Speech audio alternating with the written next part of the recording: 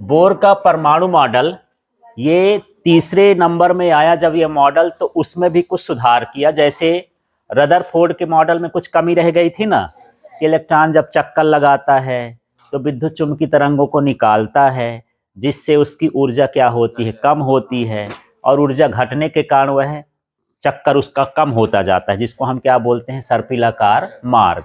और उस सर्पिलाकार मार्ग में ऊर्जा घटते घटते घटते वो कहाँ गिर जाता है, नाभिक में। इस तरह से उसकी कक्षा ही खत्म हो जाएगी, मतलब उसकी कक्षा स्थायी नहीं है। तो थोड़ा सा इसने बोर ने उसको सुधार किया। तो पहला क्या है उसको देखो, इलेक्ट्रॉन की कक्षा कैसी होती है, स्थायी। उसने पहले ये बताया कि इसकी अस्थायी कक्षा नहीं है।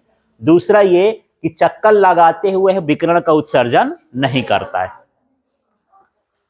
ठीक है, पहला लाइन क्लियर हो गया।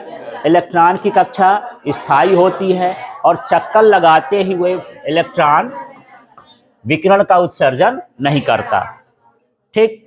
दूसरा देखो, इलेक्ट्रॉन उन्हीं कक्षाओं में चक्कर लगाता है जिनका कोणीय संवेग h/2 पाई का पूर्ण गुणज होता है। यहां सूत्र लिखा है, इस सूत्र से भी परिभाषा बना सकते हो, देखना।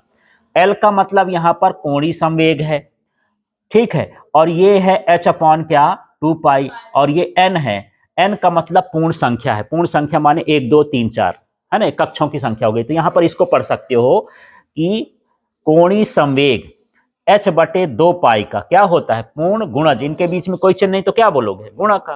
तो इसको थोड़ा पढ़ के देखो, कोणीय संवेग h/2 पाई का पूर्ण गुणज होता है। थोड़ा सा आगे वही जोड़ना है कि इलेक्ट्रॉन केवल उन्हीं कक्षाओं में चक्कर लगाता है जिसका कोणीय संवेग h/2 पाई का पूर्ण गुणज होता है।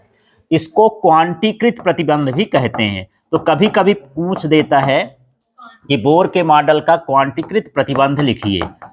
ठीक है, तो क्वांटा का मतलब संख्या से होता है। यदि किसी का मान संख्यात्मक है, पूर्ण गुणज है, तो हम उसको नया शब्द क्या देते हैं, क्वांटीकृत। तो दो तरह से, यदि 1 नंबर में या 2 नंबर में पूछ दिया कि बोर के परमाणु मॉडल का क्वांटीकृत प्रतिबंध लिखना है, तो यही वाला भर लिखना है, पूरा नहीं लिखना है। और यदि पूछ दिया कि बोर के परमाणु मॉडल के मुख्य बिंदु लिखिए, तब ये पूरा लिखना है। ठीक है, अब यहां पर देखते हैं, ये हमारा जो अगला है इसको हम बोलते हैं ऊर्जा का प्रतिबंध, क्योंकि ये ऊर्जा की बात करता है। तो चलो इसमें देखते हैं, जब इलेक्ट्रॉन उच्चतर कक्षा में संक्रमण करता है। तो पहले संक्रमण का मतलब समझते हैं। जब कोई भी वस्तु अपनी स्थिति बदलती है अचानक से, तो उसको संक्रमण कहते हैं। जैसे मान के चलो कि अभी बरसात का मौसम था, अब जब बरसात के बाद क्या आया, सर्दी आया, तो बीच में वो कहलाता है संक्रमण काल। उस समय लोग फिर बीमार होने लगते हैं, सर्दी जुकाम, जैसे मौसम बदलता है। अभी क्या चल रही, ठंडी। ठंडी के बाद देखो फरवरी मार्च तक में गर्मी आने वाली होगी, तो फिर आपको बीमारी थोड़ी घेरेगी, क्योंकि जब मौसम बदलता है तो आपका शरीर उसके हिसाब से ढलता है। तो हम उसको क्या बोलेंगे, ये कौन सा काल है, संक्रमण काल।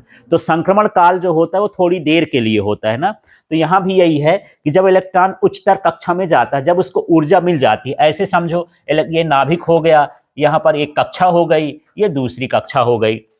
अब इलेक्ट्रॉन बेचारा यहां है, पर कहीं से ऊर्जा पा लिया तो कूद के यहां चला गया दूसरी कक्षा में। जब दूसरी कक्षा में जाता है तो उसको हम क्या बोलते हैं, संक्रमण। जैसे ये पेन है यहाँ जमीन पर, यदि हम इसको उठा दें तो थोड़ी देर के लिए ऊपर गई, माने वहां पर क्या हुआ, संक्रमण।